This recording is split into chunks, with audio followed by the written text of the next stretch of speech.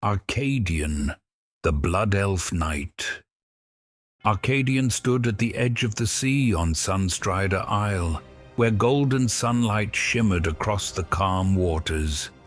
The air was thick with arcane energy, humming softly through the crystalline structures and blooming mana lilies. It was a place of beauty, of discipline, of control. And yet, Arcadian felt restless. He had trained as all young blood elves did, learning to channel magic, to respect its power, and to never succumb to its hunger. But beyond the tranquil shores of the isle, whispers had begun to spread. Disturbances in Eversong Woods, wretched sightings increasing, and something far worse stirring within the ruins of Silvermoon. With little more than his staff and determination, Arcadian left Sunstrider Isle behind. The journey into Eversong Woods was breathtaking. Towering trees glowed in hues of crimson and gold, their leaves never fading. Arcane constructs wandered silently, and the land itself seemed alive with magic. But the deeper Arcadian traveled, the more he noticed the imbalance. Creatures were agitated, the air felt heavier, and the silence between the wind felt wrong. When he arrived at Falconwing Square, he found chaos. The settlement was under attack. Wretched, twisted, mana-starved remnants of blood elves crawled through the ruins, their bodies hunched, their eyes burning with desperate hunger. Among them were smaller, quicker figures, wretched urchins darting between shadows, striking in coordinated bursts. This was no random outbreak. They were organized, and they spoke a name in broken whispers: Thylis. Determined to end the threat, Arcadian pressed onward toward the ruins of Silvermoon. Here, the scars of the Scourge invasion were undeniable. Collapsed spires, shattered streets, and a lingering chill that no sunlight could banish. The ruins felt abandoned, but not empty.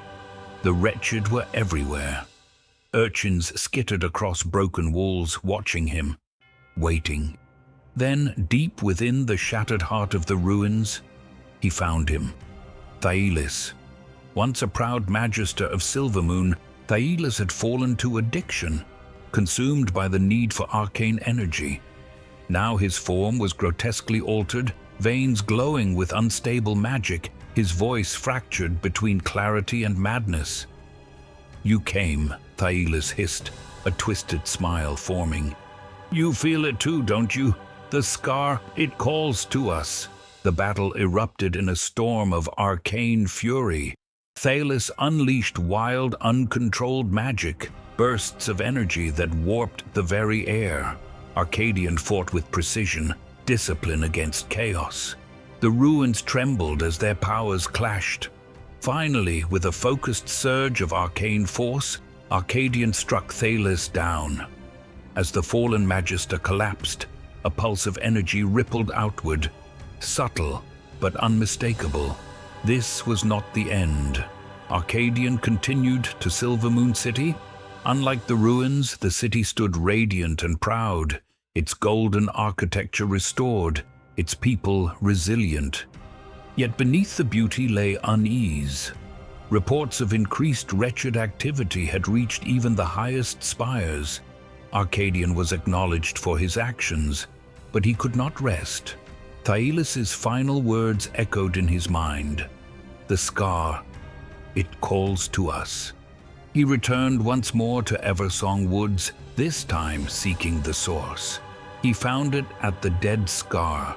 The land there was a wound that refused to heal.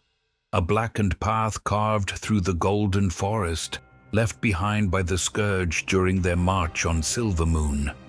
The trees were dead, the soil corrupted, the air thick with decay.